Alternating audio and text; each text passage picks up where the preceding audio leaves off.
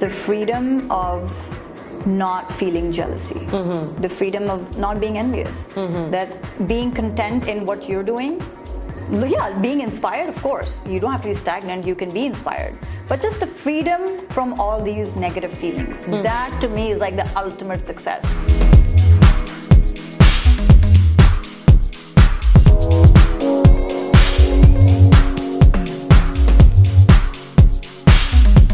Welcome to the Design Table podcast. I hope you've been enjoying the content so far. I'm your host, Sarah Adnan, and today I'm sitting down with a very talented real estate agent, and she's also really good at creating content. So if you want to follow her, make sure you check it out. Her name is Fatima Aftab. Welcome to the Design Table. Thank you. Thank you for having me. How's everything going? Everything's really good. It's a Saturday today. It's a Saturday, but you know, in our line of work, Saturday is just another work day. So. And that's what I want to talk to you about because we're working Monday to Sunday. That's just a job. And today when I was driving here, I was like, you know what? It's early November. It's a really nice warm day, and I'm going to put on a really happy mood. I'm like, going in the car. You need to put yourself in that mindset. You need that music. You need that vibe. Yeah. So something that's really interesting about you and why I really wanted to talk to you, because I've been following you for a long time on Instagram, and we're finally getting to meet. And I realized that, you know, you could have joined a lot of like brokerage teams, and you could have been a part of, you know, those really big Royal LePage and all those companies, but you decided to go off on your own and start your own little thing as a real estate agent. So what made you do that, and how have you been coping up with everything so far? So the team you basically join, and I do recommend any newcomer to join a team because it provides so much support and mentorship and all the stuff that you feel lost in when you start, that's taken care of when you're in a team. Right. So it's scarier to do it by yourself than if you're on the team. Right. But for me, when I started under my father's mentorship. Oh, right. And he was in the industry for like 20 plus years. Okay, he was just so you in a had different an advantage, yeah. Right. So I, even though at the brokerage I was at before this one, it was a Home Life, and my broker of record offered me to come on his team many times. But you know, I never felt the need for it because I was getting so much information and so much training. Like, it was so hands-on. It was quite overwhelming at times because he was so advanced and I was a newcomer. So, but I was getting that there. I was getting the support and the mentorship with my father. So I never felt the need to join a team of another brokerage. So when you started doing this off on your own, what were some of the things that you had to equip yourselves in terms of structure? Because of course, as a real estate agent, you need to have a really good best practices book with you that you can take to clients and be confident that this is, I'm going to sell a house. So how did you prepare yourself for that role? Honestly, nothing prepares you more than just going through it. Okay. It's like one experience after another. You have a couple of bad experiences in the beginning and you're going to beat yourself up for it that, oh, why didn't I see this? Why didn't I do it this way? Why did I allow this? I'm never going to let this happen again. But as you grow, as you get more experience, you just start learning that, okay, this is the right way, this is the wrong way. Technically speaking, get training. Just join a brokerage that has a good support system, good training. That goes a very long way in real estate. Training and just watching, shadowing senior realtors. Personally, I feel like you might have noticed on my Instagram also, I don't share a lot of data. I don't share a lot of technical stuff because I feel like one can Google that, right? Right. I find more value in a realtor or in a person who, when there's panic in the market, they can calm their client down. Yep. That is priceless to me because right now there's so much panic in the market. Everybody's like, oh, what do we do? The market's crashing, etc. Especially at the moment when rates are going up. Right. But a few months ago, like earlier this year, there was the opposite kind of panic where everybody was like, oh, we can't find a house. We're getting outbid in every house. That's true. So I calm my clients down in that panic. And I'm also calming my clients down in this panic. So whatever the data is, yes, it's good information, but you need to kind of ride the wave and you need to teach your client how to ride the wave. And be interpersonal, I guess. Yes. So those are some of the skills that I've had to learn because when I was not an interior designer and when I was in the corporate world, I didn't really have to brush up too much on my interpersonal skills because I was protected by a corporate culture. I was protected by HR who I could report to if something didn't go right. You know, this boss talked to me this way. No, there's no such thing here. So I think that's one of the biggest challenges for me was really understanding the client, reading their emotions, understanding that if they're mad, it's okay. You shouldn't be mad back at them because we need testimonials, we need client reviews. So I think at a time where you feel like, you know, there's a personality that you're not vibing with, in that situation, would you recommend the person to just like continue working with that type of personality for the first 2 years, or like how can they better maneuver themselves around situations like that? Ideally, no, don't. You can if you can avoid it, do it. But the reality is that you need the business. You kind of have to pay the dues in the beginning of every career, right? So that's kind of, I had a bunch of less than ideal clients in the beginning, and but I quickly learned that this is not the energy I want to associate with. So there's a certain type of client that if I get that energy from them in the first consultation or anything like that, I don't feel like I will do justice to them. Therefore, at this point, I will just not take on that client. But in the beginning, you have to. I mean, you're trying to establish yourself, right? You want that experience under your belt. No, and that's a good point to have because I feel like people should have that kind of mindset from before that, you know what, I might not have the best clients to work with at the beginning, but I should just learn from those. And then as I'm confident, I can start to weed out the bad clients and things like that. So you're really active on social media. And I love that about you. And I know before we started recording, you mentioned to me that majority, if not all of your clients come from Instagram. So talk to us and everyone who's listening the importance of being active on social media, because I know it can be a daunting process for some. But for someone who has not really ventured off on Instagram or TikTok, what are the key benefits that they should know of, and how can they better just start on social media? So being a realtor has changed so much, for example, since when my dad was doing it versus how we are doing it now. Because now people don't care much for how many deals have you done. They care about how are you going to service us. What is my benefit in coming and working with you?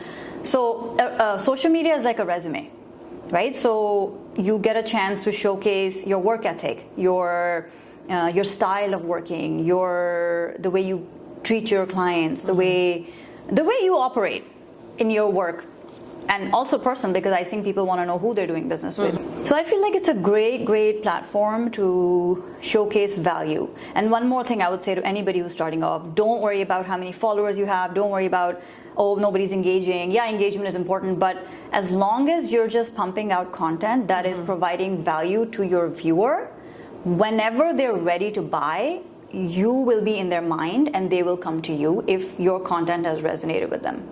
That's what my philosophy is in it. And that's how I don't think anybody who I've helped through social media has connected with me just because I was talking about real estate. It's always something personal, whether it's my son or my something human we've connected on, and that has nurtured into a natural sort of bond that, oh, we trust her, or we already know. So when they come to me, they already know. They already know what my style is. I think that's a really good point because we were talking about trying to weed out the bad clients, but you're already doing that by putting yourself out there on social media. So you're already letting the viewer know that this is my style, and if you're interested, call me. If not, then you can find like a different realtor or whatever it is.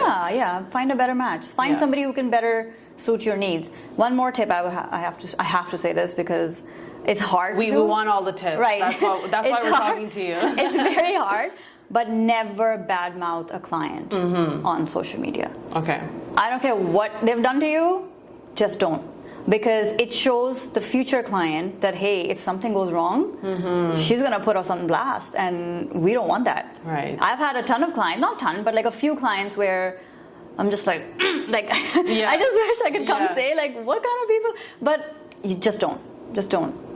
Just move on, handle it behind the scene, but don't blast your clients online, guys. That's actually a good tip for me. No, because, never. You know, from time to time, I come into very uncomfortable Yes, situations with my clients because I'm dealing with people's most, you know, expensive purchase, their home. So if there's a pain streak that's not according to their, they're not happy. If they're not happy, then I have to be the, you know, I have to be the one to hear it. So yeah, that's a good tip for me because you never know who may be watching, who may be referring you, who may be talking ill of you to another person who's looking for a designer. So or who's made a judgment call about you that like she has a temper or like anything, right? That's true. So, that's true. Yeah. So when it comes to sharing advice, and I know you support a lot of women empowerment, and you're always encouraging women who, you know, during the pandemic, even people who maybe lost their jobs and they were now home and they're like, you know, I have this talent, but I don't know what to do with it. And I know pandemic gave us that opportunity to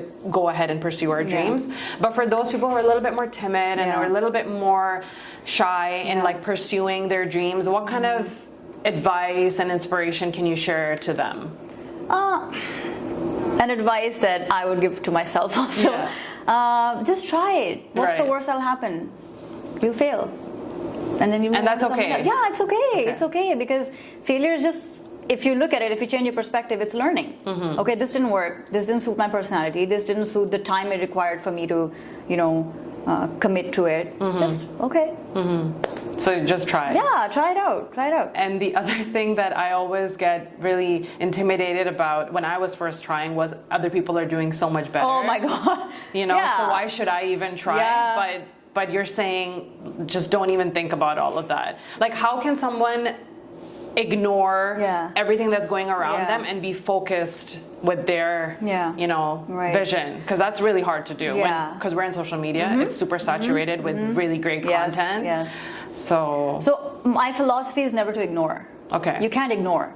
Because when you're ignoring it, you're denying that you're human. You're human. You will feel jealous. You will feel envious. You will feel like, why not me? Why is that person getting you? That's gonna be there. Just don't fight it. Just equip yourself with the skill that, okay, she's doing better, for example, he or she, but I'm doing great too. Why can't two people be great at the same time? She's great at what she's doing, I'm great at what I'm doing. That's true. My clients come to me for a reason. There's some value that I'm providing. And if a client goes, because this happens so much in our line of work, right? Because you could be talking to a client, at the end of the day, they're like, that person decides to give us a bigger discount or a discount and you're not offering that, so we don't want to go with you. And that's fine. That's fine because that's what they're looking for. And that's not something you can provide. That's your boundary. So that's okay. So I always say this, I was just talking about this on Instagram a few days ago that, or there's a reel I posted where it's like, okay, somebody's doing better, but I'm doing okay too. I'm doing great. So acknowledge it. Acknowledge it that you feel this way and just, you know, come shift the focus back to what you're doing. So you're saying it's always important to acknowledge 100%. when someone is doing well and maybe learn from them, and then also acknowledge that you're equally doing well. Or be like, okay, why do I feel this pang of this negative feeling? Why is it there? They got invited to an event where, oh, why didn't I get invited? Or they're getting VIP status with some builder. Why am I not there?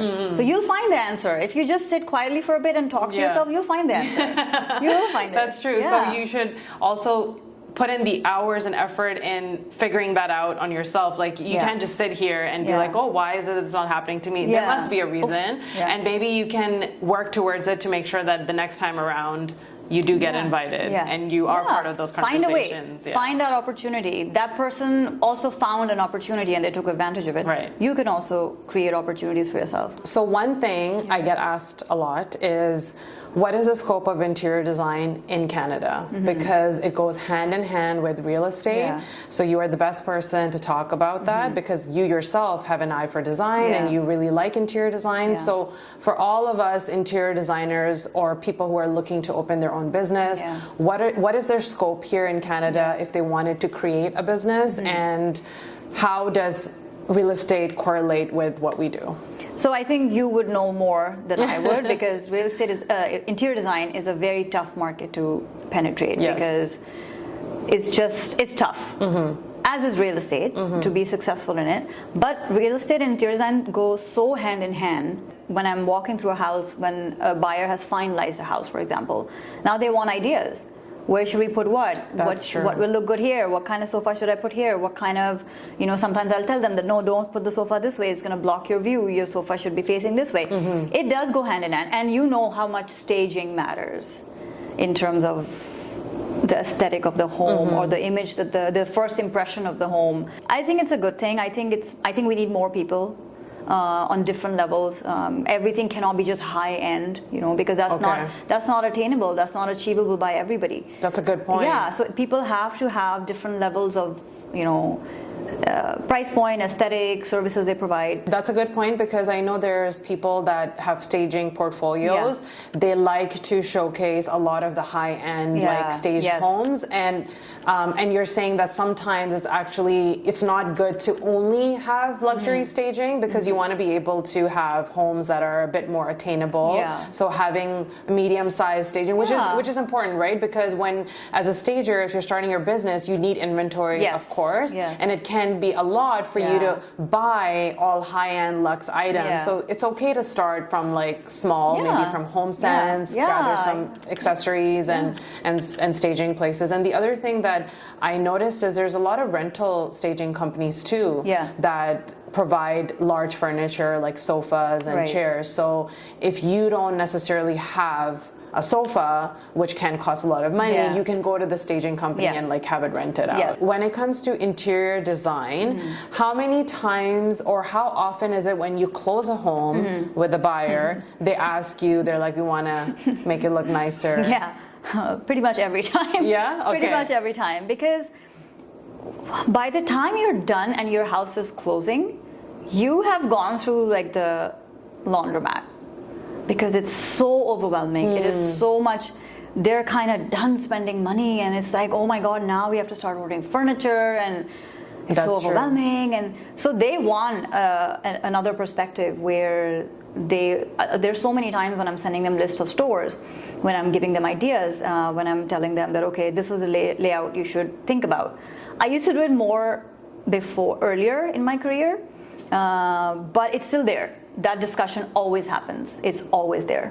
And when that discussion comes up, do you have a list of people that you usually refer to, or do they ask you, oh, can you recommend A and B and Z? Yeah, they do. Yeah. So it's good to always be connected to a realtor. Yes. Okay. I think so. And I think that's it's a good marketing technique also. You should, interior designers should be connected with realtors, because even as a courtesy, even if the client doesn't need it, if your card gets passed on to somebody, and it's more value there because somebody's recommending an interior designer, so that it has more weight as opposed to then just Googling you and seeing that, okay, this is the interior designer we should go for. That's true. Word of mouth referral is better than.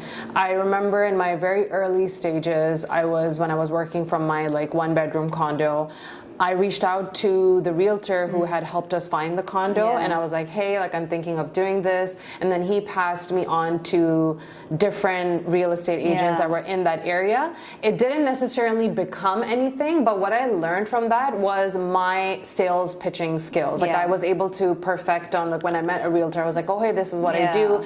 And I can tell you that the very first time that I did that, I was not good. I was nervous. I didn't know the right words to say. I didn't know how to pitch myself. But as I started talking to more realtors, I used that as, I guess, I was able to practice with my pitch, and it just got better from there. So it never hurts to just, reach out to realtors in the area.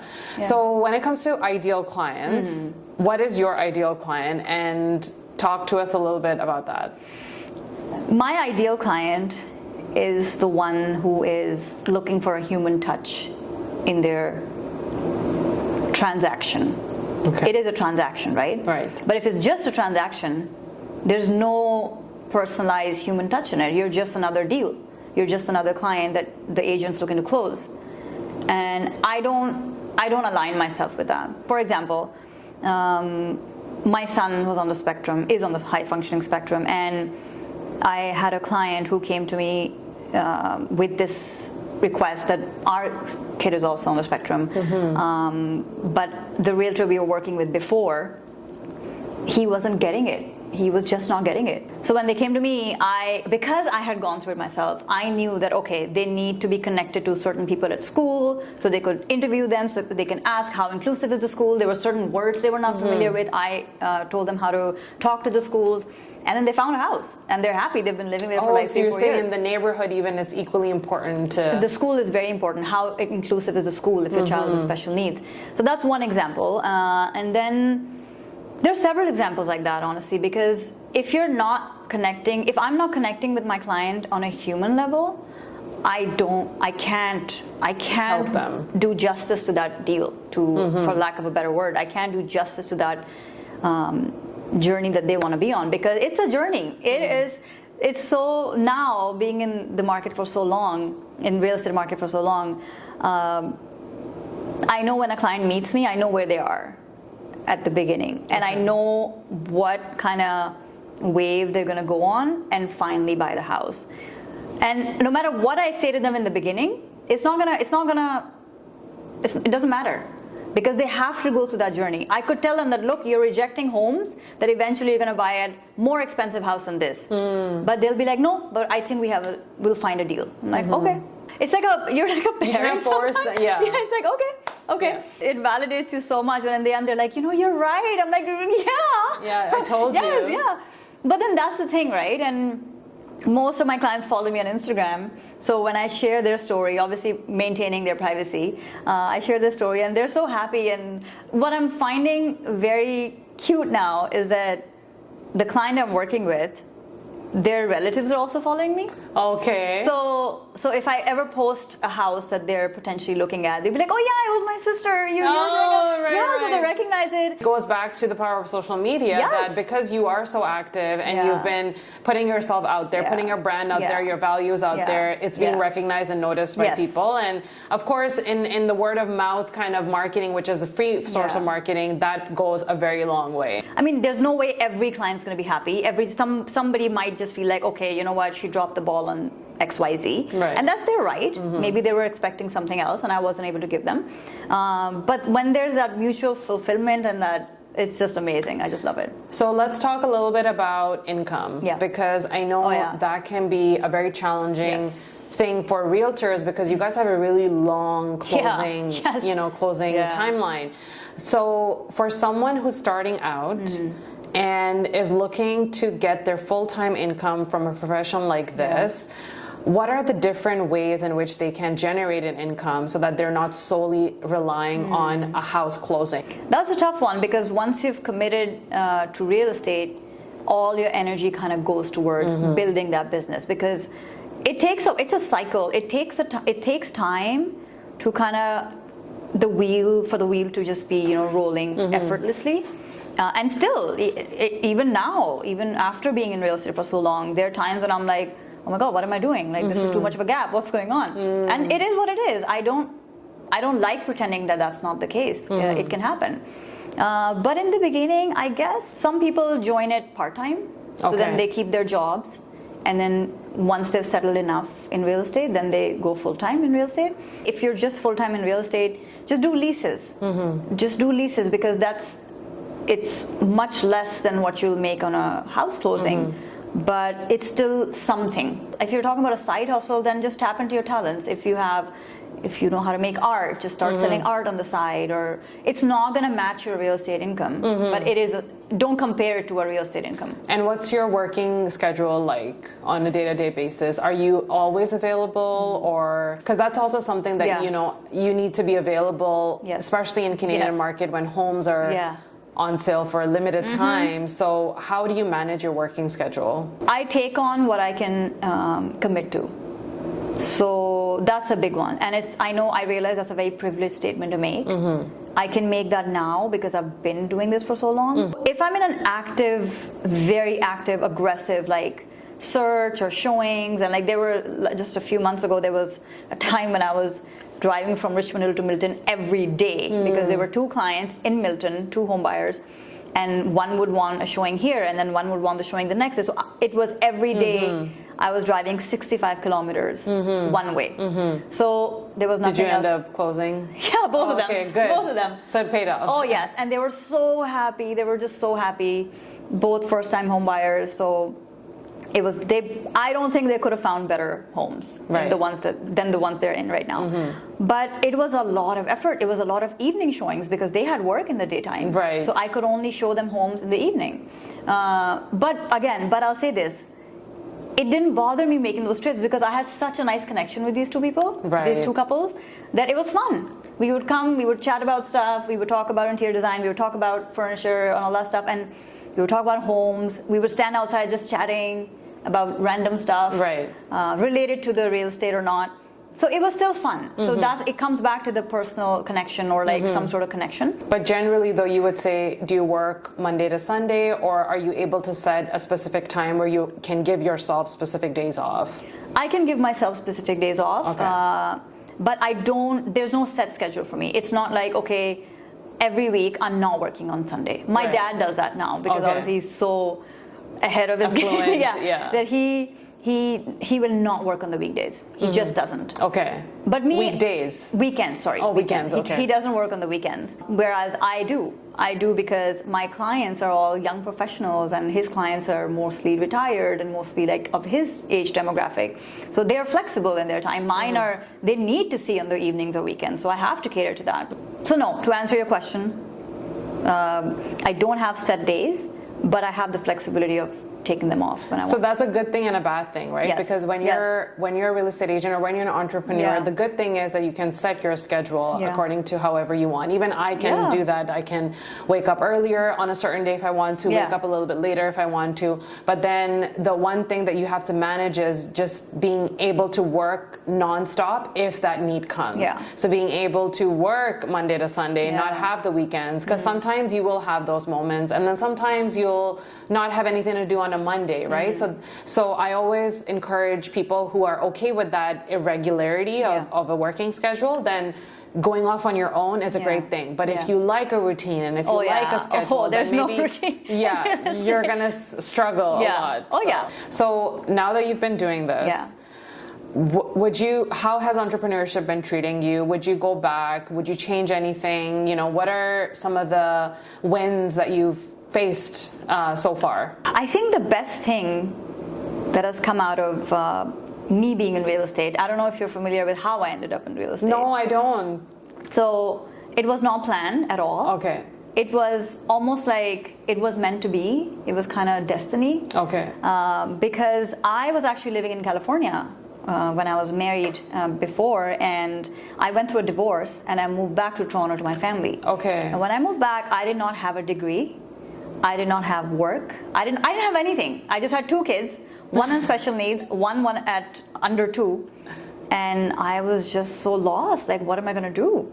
So I enrolled myself in my undergrad and real estate college at the same time. Okay. So I was studying for my undergrad on the weekdays, and weekends it was real estate tutoring and whatever I was doing at the time.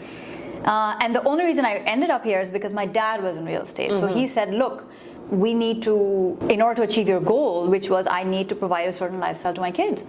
So I need to make money and I need a career. I need to have a career. And I was a stay-at-home mom before. I was very hesitant because I had no idea what it's going to take. Because keeping in mind, I just moved back to Toronto, so I didn't even know directions that well. I was like, what am I doing? What is this neighborhood? I don't know, I'm not familiar. You need to know your neighborhoods, your good streets. Right. And he insisted that I should do this. So then I did, and it made sense. And then for the first few years, I was so lost because as a newcomer, to see somebody operate on the level he was operating on, I was like, how is that even attainable? Right. That's not gonna happen. I can't. That's not me. I can't do this. But then he would just give me training on site. Like, he would take me to these launches. He would take me, and I would just be this quiet little person behind him.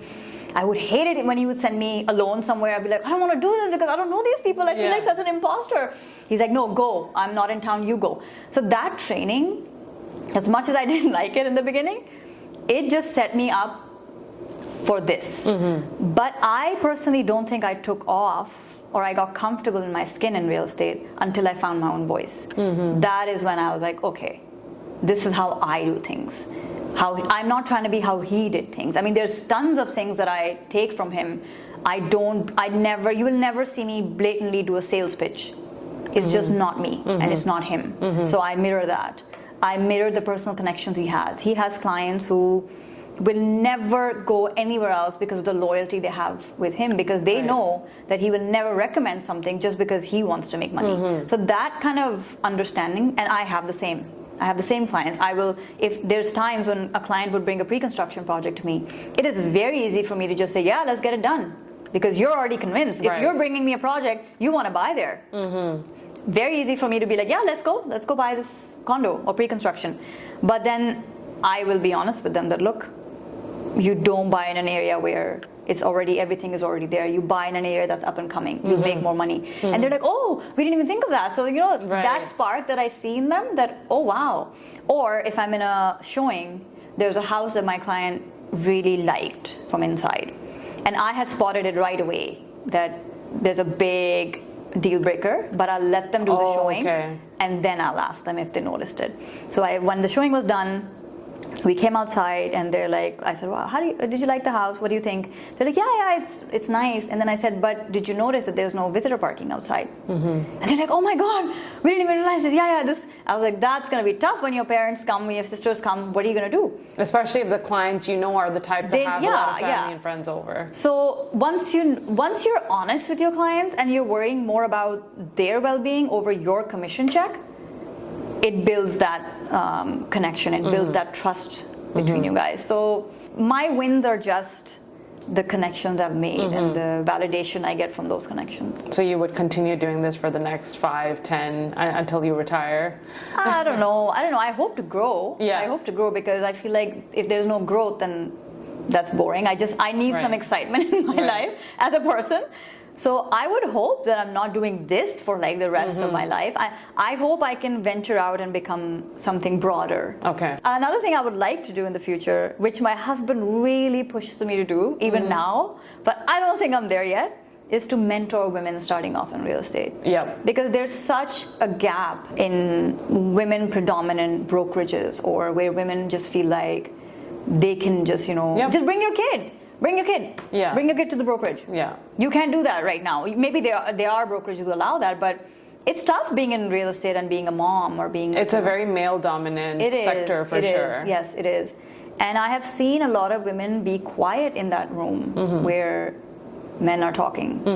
So I want to provide a space where women have that safe zone where they can be like, okay, this is what I'm thinking. This is what I'm thinking, and they are set up for success. There's an environment where they can come, they can take care of their work, they can manage, not being away from the kid for so long. I've always had this. I don't know why I've had this dream where, why can't you do both side by side? Why do you have to give up one? Well, that's something that's definitely untapped. Yes. And I think you should definitely listen to your husband. I know he's been on my case. If you really think about how you can sustain it and make it work for so many women out there that want to do this, I'm like, there's no reason for this not to work, because there's a huge, I think, lack of it for sure, as you've spoken. Like anytime, because I'm also into buying and selling homes, and I haven't done much of it, but I've worked with, I think, up to 3 or 4 realtors in my short term of buying and selling, and they've all been males, because that's just how the nature of the business is. And this whole like suited up, booted up sales pitch and handshaking, like it's very male figure dominant. So because it's very hard, it requires so much flexibility. I wouldn't be able to do it if I wasn't living with my parents initially when I came back after my divorce, or if I didn't have support at home. You have to manage all that for sure. It's tough for a mom. So I want to ask you, what does success mean to you? Because I know you're very active in talking about that. So please share with us on what that means to you, and how can someone who's looking to be successful, of course we all want to be, but in our little zones, how can we have that mindset? So success for me is not a number. It's not a number. It's not okay, I'm making $500,000 a year and now I'm successful. I'm making $3 million a year and now I'm successful.